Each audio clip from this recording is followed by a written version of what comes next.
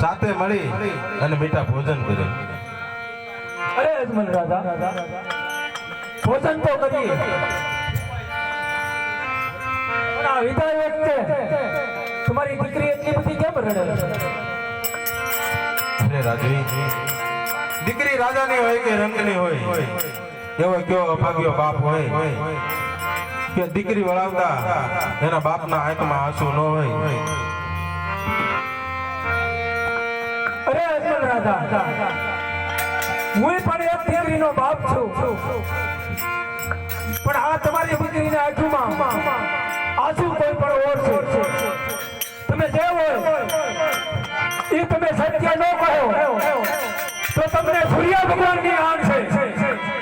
અરે રાજવી,